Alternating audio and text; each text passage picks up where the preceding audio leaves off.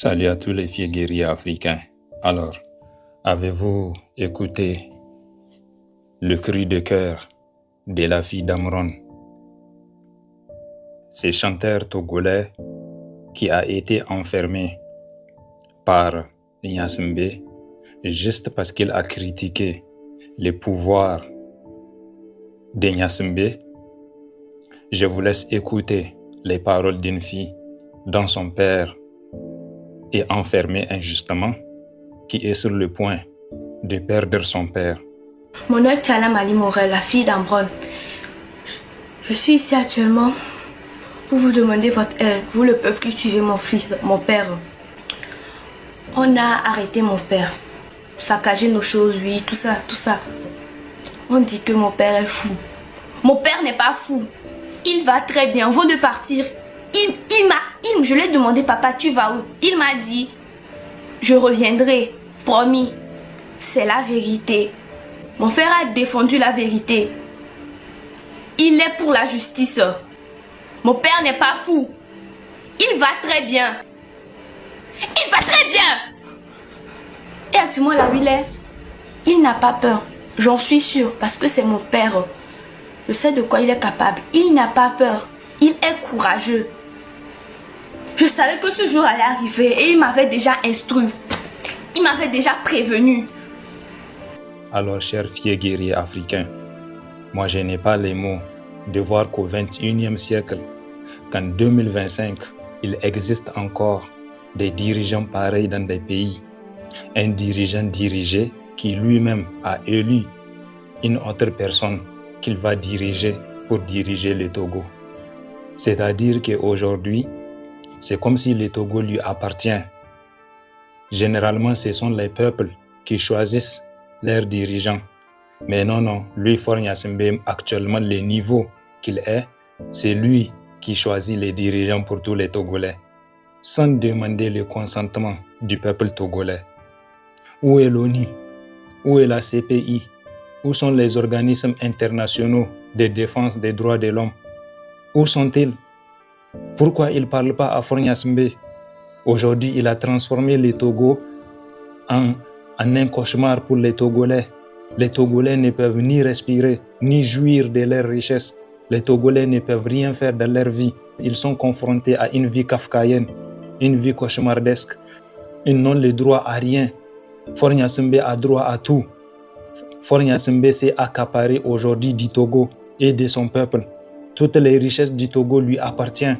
Lui et les quelques leaders du Togo qui sont complètement d'accord avec eux. Aujourd'hui, le peuple togolais est pris en otage. Aujourd'hui, le peuple togolais est pris en otage.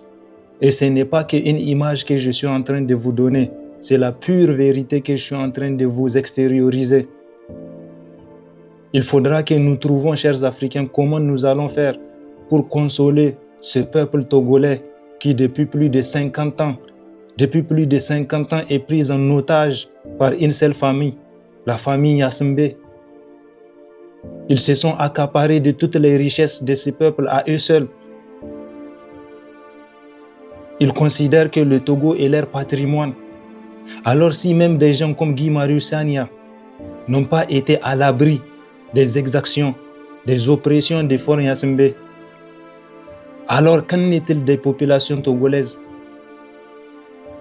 Il y en a même qui disent que tellement que Faure Gnassingbé envoie des individus cagoulés pour opprimer, pour commettre des exactions sur les peuples togolais, les gens sont souvent obligés d'écrire à la porte de leur maison déjà tabassés.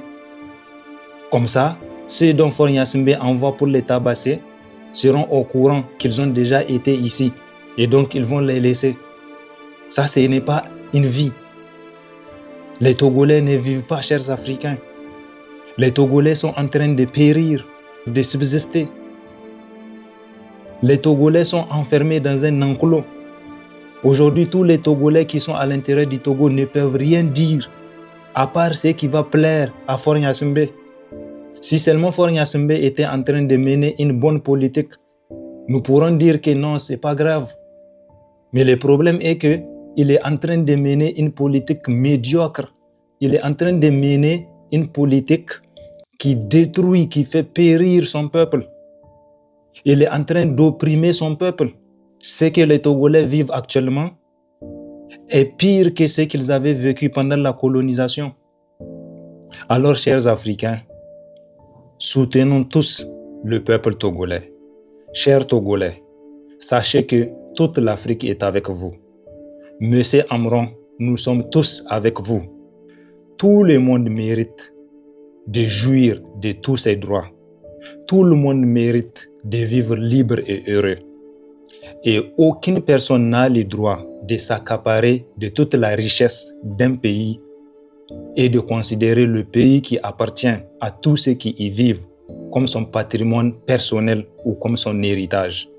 Alors, chers Togolais, nous vous appelons à ne pas accepter cela. Le remède est entre vos mains. Vous êtes les seuls qui peuvent libérer votre pays.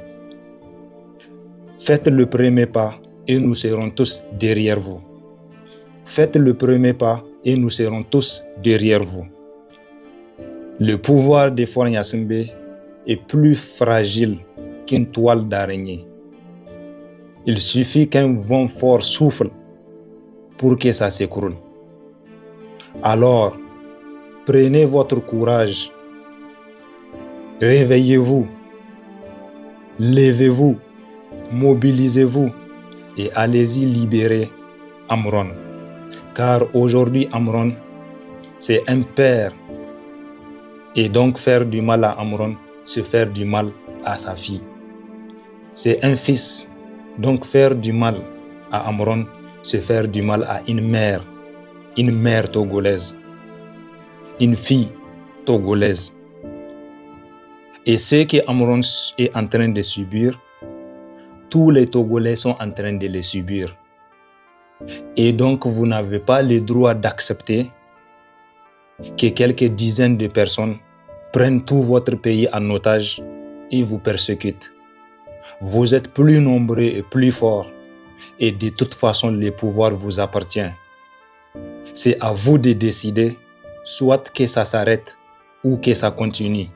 Mais sachez que si ça s'arrête, c'est grâce à votre courage, mais si ça continue, ça sera juste à cause de vos peurs. Et je sais que vous êtes un peuple courageux, vous êtes un peuple digne, vous êtes un peuple plein de valeurs, d'honneur. Vous êtes un peuple qui a juste à décider de se libérer pour se libérer. Vive le Togo libre, vive le Togo souverain et indépendant. Vive les Africains intelligents, vive l'Afrique des fiers guerriers.